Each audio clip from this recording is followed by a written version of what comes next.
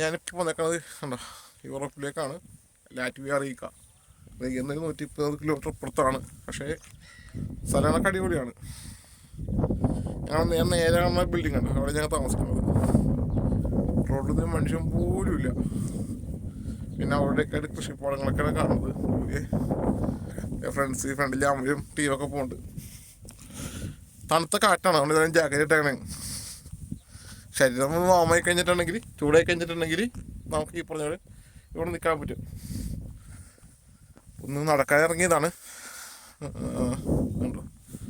പഴയ Germany USSR യുദ്ധം നടന്ന സമയത്ത് ഇവിടെയാണ് കൂടുതൽ ആക്രമണം നടന്നിട്ടത്. യുദ്ധം നടന്നിട്ട് ഇവിടെ. അപ്പോൾ അതിൻ്റെ അവശിഷ്ടങ്ങളാണ് താഴെ കാണാം.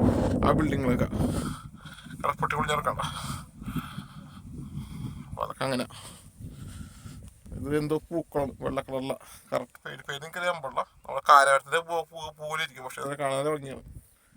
അവിടേക്കായിട്ട് എല്ലായിടത്തും ഉണ്ട്, സൈഡിൽ ഫുൾ എല്ലായിടത്തും ഉണ്ട്. റോഡൊക്കെ അത്യാവശ്യം നല്ല റോഡുകളാണ്. ഒരു ഇൻഡസ്ട്രിയൽ ഏരിയ ഉണ്ട്. വീടുകളൊക്കെ വെച്ചേക്കണ്ട. പക്കാ യൂറോപ്പ്. പക്ഷേ യൂറോപ്പിലേക്കാൻ പറ്റിയിട്ടില്ല. ഇത് ഈസ്റ്റ് യൂറോപ്പാണിത്. മുകളിലൊരു എടാ മുകളിലൊക്കെ പെലിക്കൻ അൻ്റെ ഒരു കിളിക്കൂടി കാണും മുകളിലൂടെ. അതെന്തോ ഒരു പെലിക്കാന്ന് തോന്നുന്നു. വലിയ കൂടാ മരത്തിൻ്റെ മുകളിൽ കൂട് താമസിക്കുന്നത്. ഇവിടെ വീടുകളുണ്ട്, ഇതിൻ്റെ മുകളിലൊക്കെ കൂടുതലുണ്ട് കേട്ടോ താമസിക്കുന്നത്. അങ്ങനെ എല്ലാം കൊണ്ടും അടിപൊളിയാണ്. അപ്പോൾ അടുത്ത വീഡിയോ അടുത്ത ദിവസം ഞാൻ ഇടാം.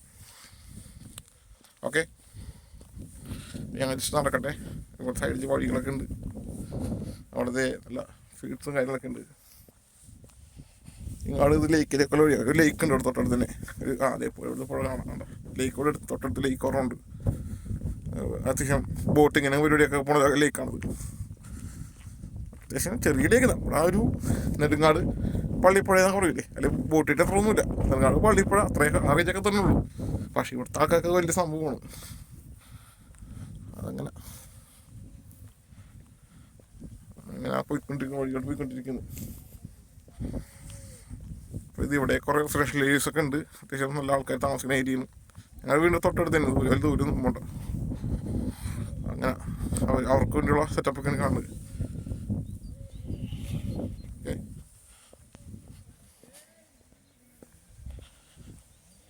റോഡൊക്കെ പൊട്ടിപ്പൊളിഞ്ഞാണെങ്കിലും റോഡിൽ മനുഷ്യനില്ല. വല്ലപ്പോഴും മാത്രമേ വണ്ടി വരുള്ളൂ. ഇവിടെ വർക്ക് എടുക്കേണ്ട ഒരു ഇൻഡസ്ട്രി ചെയ്യാണ്ട് വർക്ക് നടക്കുന്നേ ഉള്ളൂ.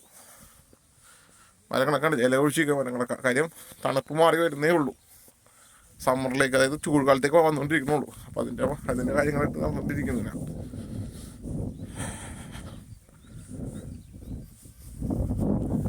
വീട്ടിലൊക്കെ ഉണ്ട്, നല്ല വീട്ടിലൊക്കെ ഉണ്ട്. അത്യാവശ്യം നല്ല പോഷ ടീമുകൾ നടക്കുന്നത്, അത്യാവശ്യം കാശാരൊക്കെ നടക്കുന്നത്. നിയാഡ്രു ഇക്ല എൻ്റെ വീടിൻ്റെ വീട്ടിൽ നിന്നാണ്.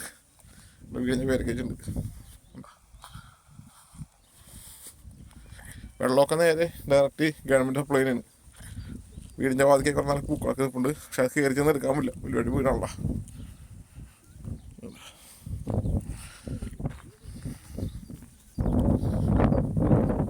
അവിടെ കൃഷിപ്പണിയും കാര്യങ്ങളൊക്കെ നടന്നുകൊണ്ടിരിക്കുന്നു. സംസാരിൽ ചെറിയ ചൂടുപ്പിടുത്തൊക്കെ ഉണ്ടാവും, തണുപ്പായതുകൊണ്ടാണ്. അങ്ങനെ ഇപ്പോൾ ഇവിടെയൊക്കെ കാട്, ഞങ്ങൾ താമസിക്കുന്ന റൂമിന് പുറകിൽ കാടാ. വല്ലപ്പോഴും കാട്ടുമുയൽ വരും, മ്ലാവ് വരും, മാൻ വരും. അങ്ങനെ സംഭവങ്ങളൊക്കെ ആൾക്കാരൊക്കെ ഇങ്ങനെ സെറ്റായിക്കൊണ്ടിരിക്കുന്നു. വീട്ടിലൊക്കെ ഓക്കെ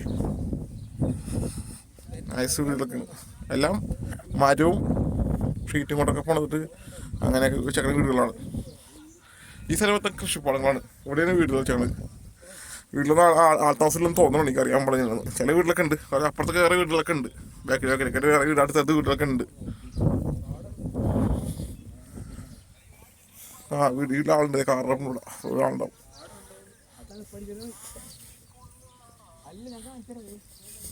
നമ്മളെ ക്ലിക്ക് കൊടുക്കണ്ട. അമ്പലെ വീഡിയോ കോൾ ചെയ്യണം. അമ്പല് വീഡിയോ കോൾ ചെയ്യണം കേട്ടോ. നീ ഓട് കണ്ടാ തണുപ്പ് കഥ മുതലാണ്. അങ്ങനെ നടക്കും. ഹൈദരാബാദ് അമ്മായി കഴിഞ്ഞിട്ടുണ്ടെങ്കിൽ എന്താ പറയുക, തെറ്റാണെന്ന് പറഞ്ഞത്. അത് ചേച്ചി കാരണത്തിന് പോകണം. അങ്ങനെ വീഡിയോ ഞാൻ നന്നിട്ടൊരു വീഡിയോ ഒക്കെ അപ്ലോഡ് ചെയ്യാൻ ഇടാം കേട്ടോ.